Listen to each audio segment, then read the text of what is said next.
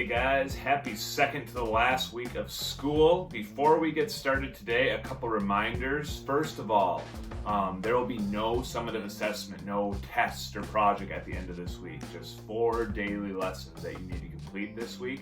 Your summative assessment, your last summative assessment or test will come at the beginning of next week, and you'll have all next week to work on it. That's basically what you'll be doing in this class next week. Second reminder, textbooks. If you have a U.S. history textbook, you need to turn that in. You should have gotten an email from me. If you are one of the people that still have a textbook, I want you to go to school. I want you to take a picture of you with your textbook so I know that you were there turning it in, and I will mark you down and you won't get a notice that you have a hold on your account or need to pay a fine or anything like that.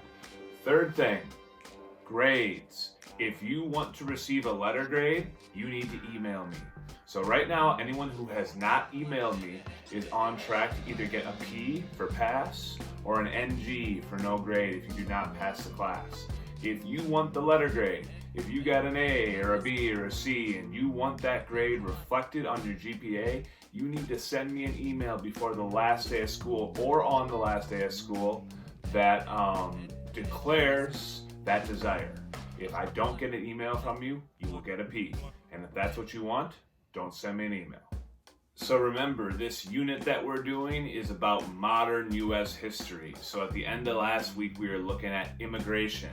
And I want to wrap that up today by looking at immigration in the United States today, particularly immigration on our southern border, the border between U.S. and Mexico, and how that situation is different today than it's been in the past. And so you've looked at some of the history of immigration in the United States. How does that history differ from the history or from the immigration that we see today? Even from like 20 years ago in U.S. history, how today's immigration at the southern border between the United States and Mexico is different than it has been in the recent past. Entonces, hoy voy a decirles sobre tres características principales, 3 features that make the immigration happening on the southern U.S. border, the border between the U.S. and Mexico, today, different than the immigration that's took place there in the past.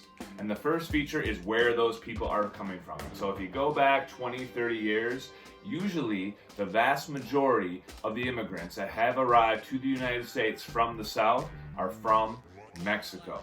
Mexican immigrants are far and away the largest group of immigrants in the United States today. That hasn't changed. But what has changed is who is currently arriving. There are still a lot of immigrants from Mexico coming to the United States, but if you go to the southern border, and I've been there and seen like the lists of people who are arriving in the different countries they're from, you see a pretty diverse mix of countries. You see a lot of Central American migrants, people from the Northern Triangle countries of Honduras and El Salvador and Guatemala. You see people from other parts of Central America. You see people from South America and the Caribbean. And you also see people, believe it or not, from the continents of Africa and Asia. So we have a very diverse mix of people arriving at our southern border today. Probably most dominated by Central American migrants, but that kind of depends on the day, the week, and the month.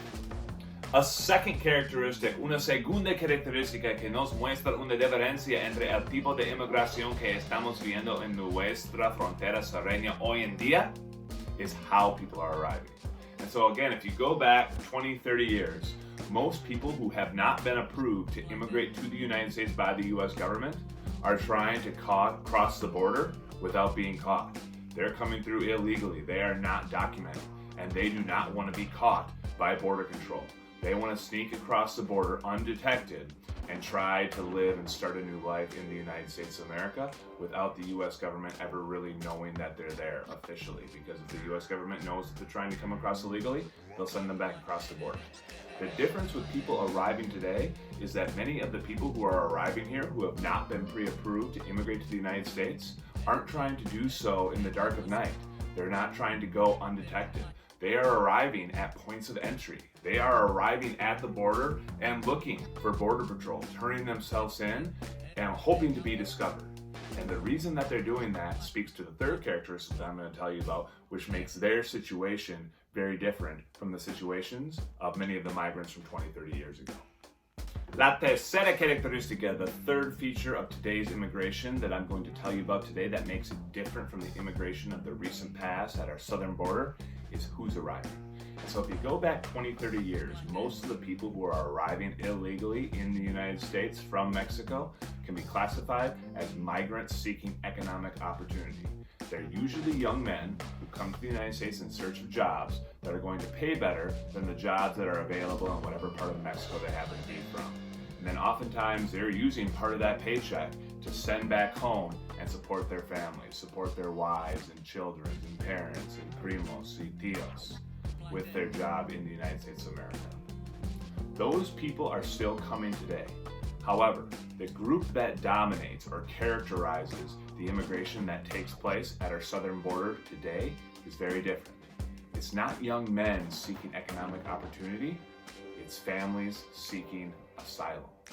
And when I say asylum, that means that they are fleeing persecution and human rights violations in their countries of origin. Oftentimes this looks like gang violence in places like Honduras and Guatemala and El Salvador and still Mexico. And for that reason, we don't classify them only as migrants. They're still migrants because they're people who are leaving their home countries for a new country. But the political term used for people whose lives are being threatened in their countries of origin and who arrive in other countries hoping that those countries will offer them protection isn't migrants, it's refugees. And this is a key difference, which means it calls for a different response. And that's what I want to look at in the activity for today. I found a video, and it might be my favorite video that I'm going to share with you through this distance learning. I've shared it already with a bunch of my friends and family just because I think it's such an important and interesting and thought-provoking video.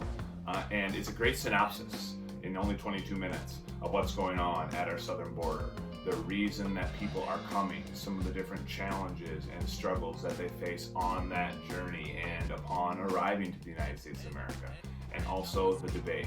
If you follow the 2016 presidential election at all, you think Donald Trump built the wall, you know that immigration is a very controversial issue in the United States of America.